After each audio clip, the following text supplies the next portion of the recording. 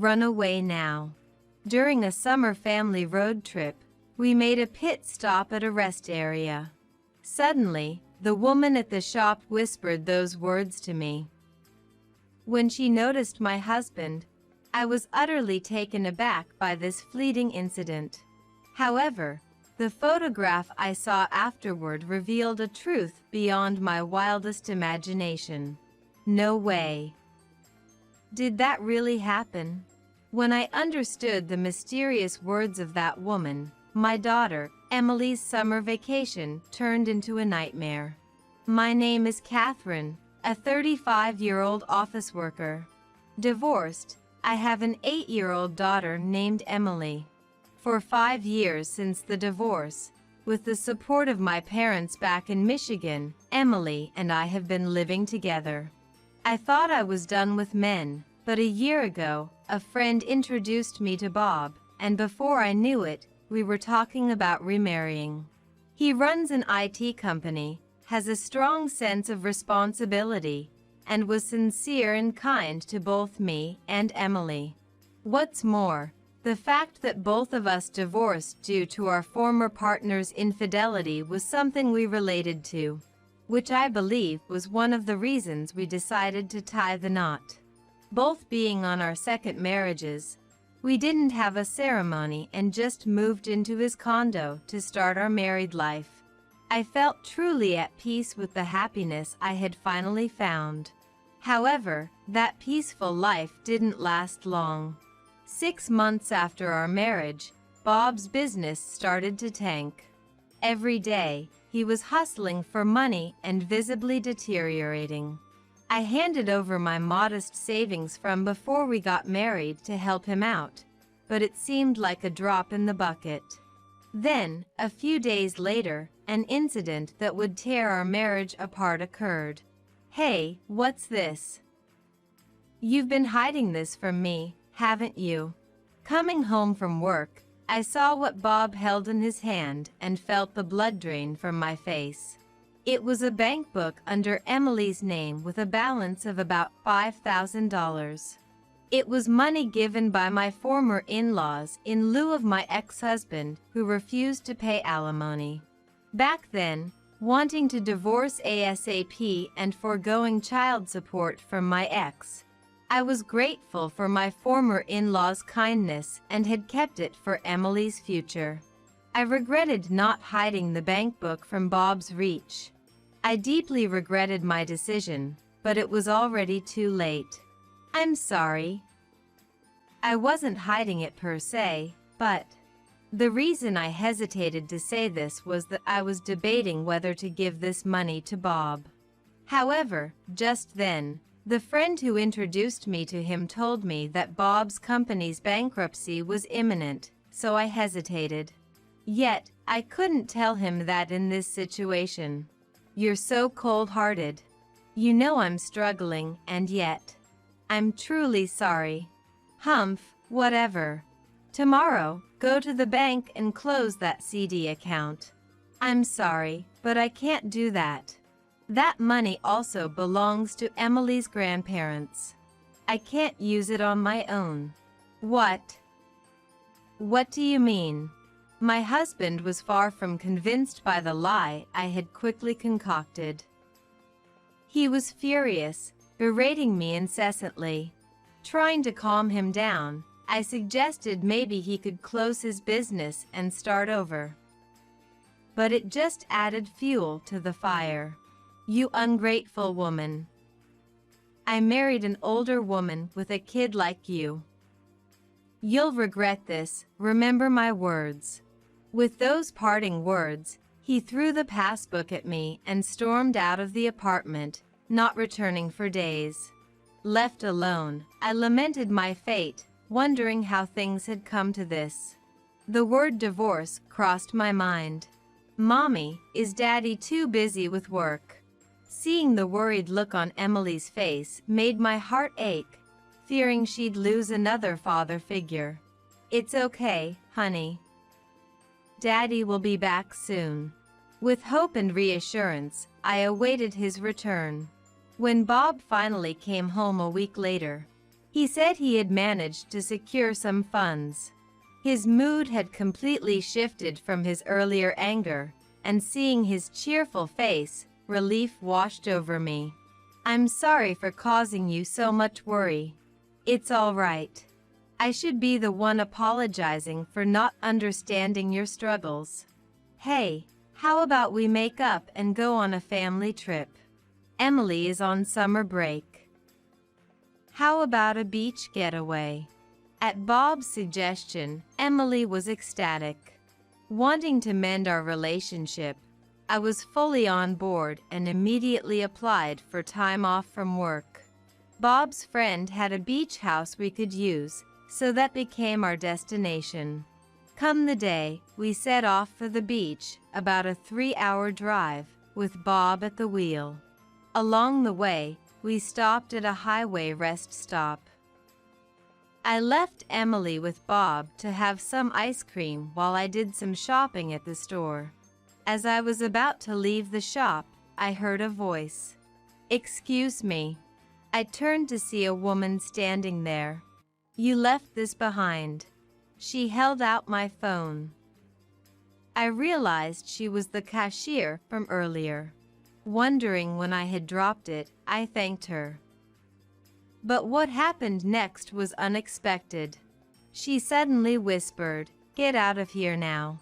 I was taken aback and tried to get a better look at her face, but the calling voices of Bob and Emily distracted me.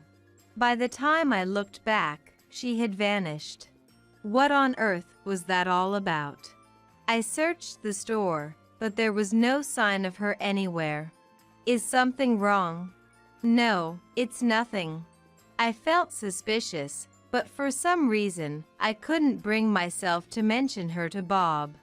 In no time, we arrived at the vacation home and quickly headed to the beach about a 10-minute walk away. There's a hidden spot nearby where we can see stars at night. Let's go there later, Bob suggested. Hearing this, Emily was thrilled, and soon I had forgotten about the woman at the rest stop. A few hours later, I had to make a work call and decided to head back to the vacation home for a bit.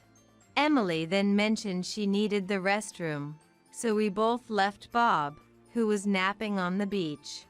As soon as we got to the vacation home, Emily, in her haste, accidentally kicked Bob's duffel bag, scattering its contents. While urging Emily to finish up and gathering the spilled items, I came across a bag of sleeping pills and paused. Why would Bob have these? Maybe he's having trouble sleeping because of work stress. While pondering, my phone rang. It was my friend, Summer. She's the one who introduced me to Bob and has been a trusted friend and confidant for years. I heard something concerning and thought you should know. After some small talk, she dove into the main topic about Bob. Both Summer and I knew that Bob had been previously married, but it turned out that his former wife had died in an accident. I didn't think much of it, assuming he didn't want to bring up a painful past. But as Summer continued, I realized the gravity of the situation. The accident with Bob's former wife happened 3 years ago, right here at this very beach. She had slipped and fallen into the sea while they were watching stars at a cape during their trip. There was a large life insurance policy on her. At the time, Bob was questioned by the police, but due to insufficient evidence, it was ruled an accident, Summer said. Hearing this, I felt a chill run down my spine. Actually, shortly after getting married, at Bob's suggestion, we both took out insurance policies naming each other as beneficiaries. Then, when Summer texted me saying, I got a picture of Bob's ex-wife, Sophia, I was speechless. The woman whispering "run away" to me at a highway rest area was Bob's previous wife. She's gone, isn't she? I was confused, but right now, I knew I had to escape. Emily. Get dressed now. I quickly changed Emily out of her swimsuit, grabbed our things, and ran out of the vacation house. I remembered there was a police station on the way here and sprinted towards it. Emily, not understanding why, tried her best to keep up. Help me, please. Upon arriving, I began to tell the officer about Bob, but found myself at a loss for words. How do I even explain all of this? Questions raced through my mind. Nevertheless, I desperately tried to convey the imminent danger I felt. That's when I heard a voice behind me say, "Hey." Turning around, I saw Bob, who'd chased us by car. I was paralyzed with fear. There you are. I was worried. Officer, I apologize. I lost my wife and daughter while sightseeing. Bob lied smoothly and flashed a charming smile, apologizing to the officer. Fooled by Bob's demeanor, the officer remarked, "You shouldn't worry your husband like that." But beneath his calm exterior, I noticed Bob's eyes weren't smiling at all. It scared me. I realized that without evidence, everything would be dismissed as my overactive imagination. I'm sorry. Let's go home. I thanked the officer and left the station. The thing is, there was a sudden issue at work. I had to go back. I was going to ask for directions to the train station at the police station. You should have called me first. I thought you were napping and didn't want to wake you. I was planning to call after getting on the train. Bob looked skeptical of my explanations.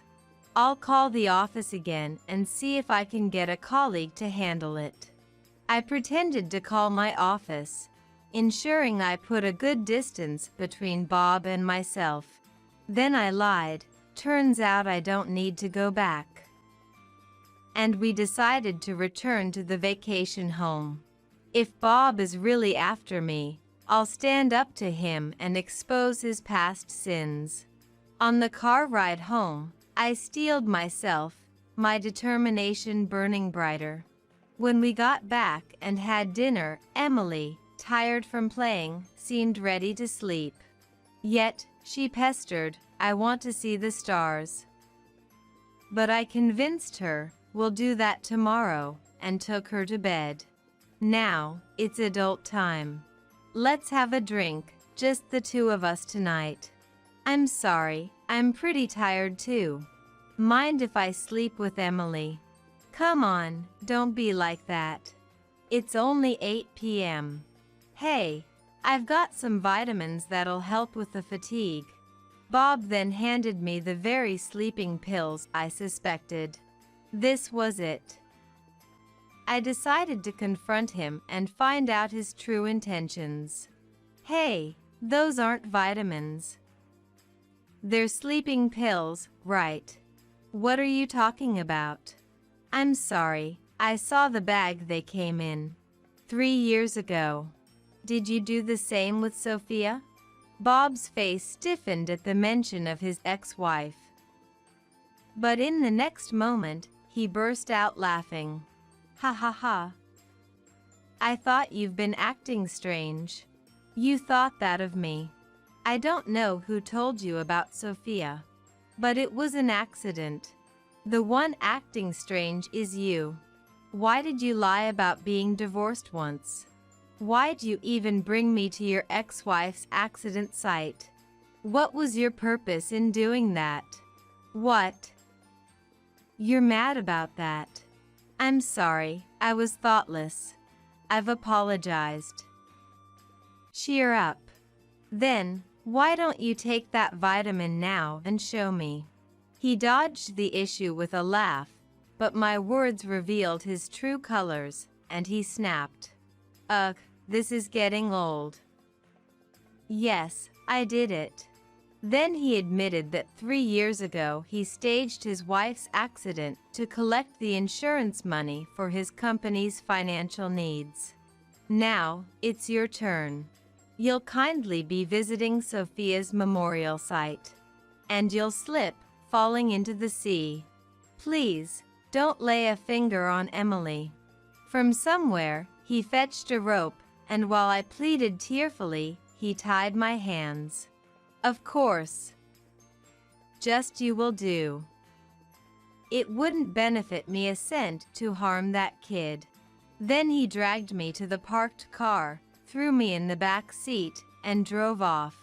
Bob was in high spirits in the car, recounting in detail how he killed his previous wife. She was a foolish woman. But you were even easier to fool.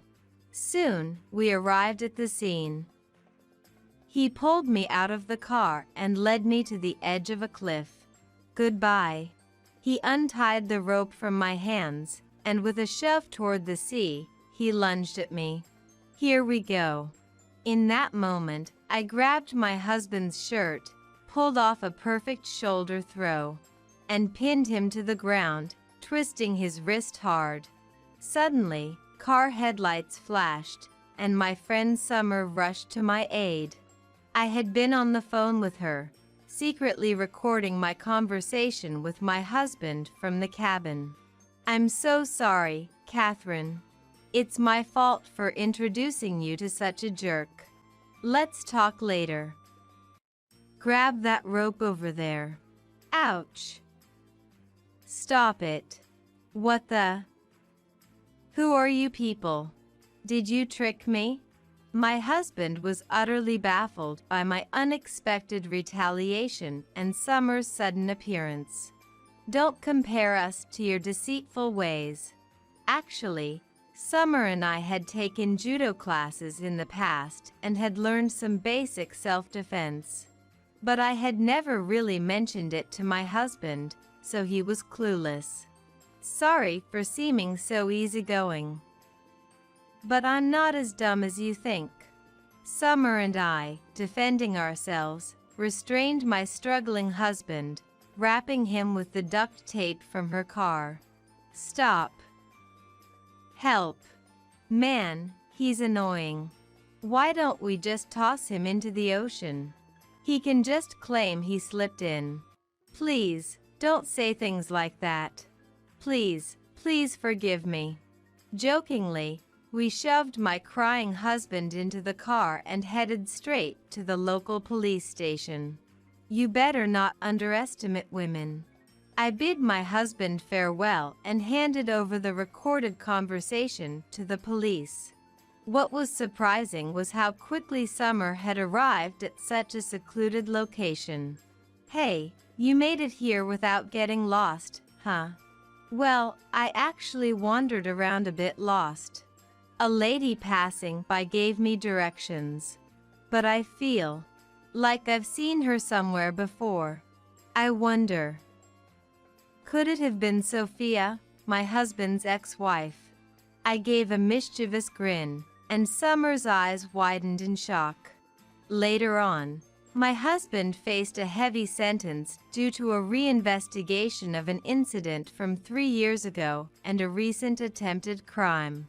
I divorced him and demanded $40,000 in alimony, including a loan I gave him.